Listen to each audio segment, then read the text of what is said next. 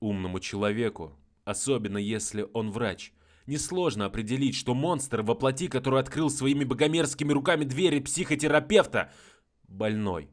Другой вопрос, надо ли ему это? Я не хочу и не буду никого обвинять в случившемся сегодня. Ужасная трагедия унесла жизнь уже 9 человек. Душевная боль бесконечно усиливается, когда осознаешь, что дети и взрослые, которых не стало, умерли не от несчастного случая, а от безумных действий того самого больного, который нашим обществом считался здоровым. Ведь по сравнению с другими людьми у него была справка. Бумажка, которая дала ему разрешение купить дробовик, при стрельбе из которого не надо целиться в небольших пространствах, что идеально подходит для стен школ. Отсюда возникает еще один вопрос. Как можно продать человеку, и не важно, что ему 19 лет, такое оружие, не поинтересовавшись, кто он и что он из себя представляет? Но больше всего меня удивляет другое. Когда некоторые начинают искать причину, почему так стало, что сподвигло этого недочеловека на такие действия.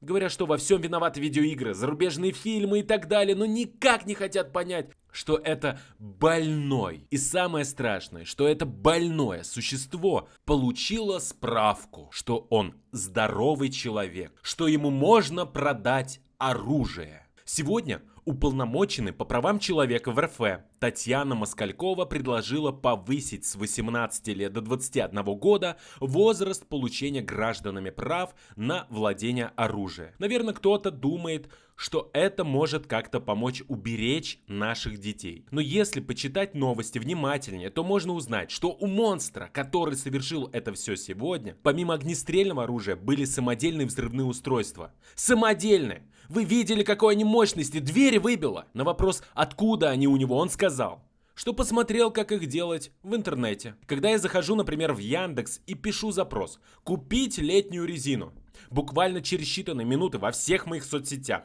во всех аккаунтах пестрят рекламные заголовки резины, что доказывает, интернет знает все наши мысли. И я за это. Этот не человек еще летом писал, что он бог и ненавидит всех людей, которому совсем недавно дали справку, что он здоров. Я надеюсь, многие поумнеют после того, что сегодня произошло, после этой ужасной трагедии. По сути, она не окончена, ведь в крайне тяжелом состоянии еще остаются люди, дети. И вместо того, чтобы думать, какие видеоигры запрещать, какие фильмы показывать и не показывать, с какого возраста начинать продавать такое оружие, нужно всего лишь навсего начать работать над системой, которая не даст больным людям совершать то, что сегодня случилось.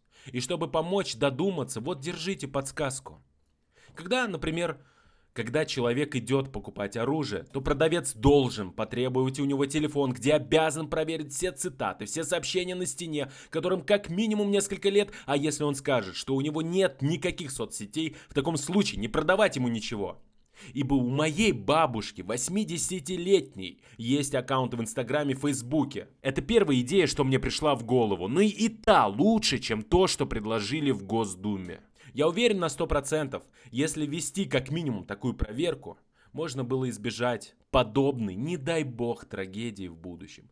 Ведь больной человек не сможет удержать своих эмоций, а здоровый никогда не пойдет убивать 7-летнего ребенка.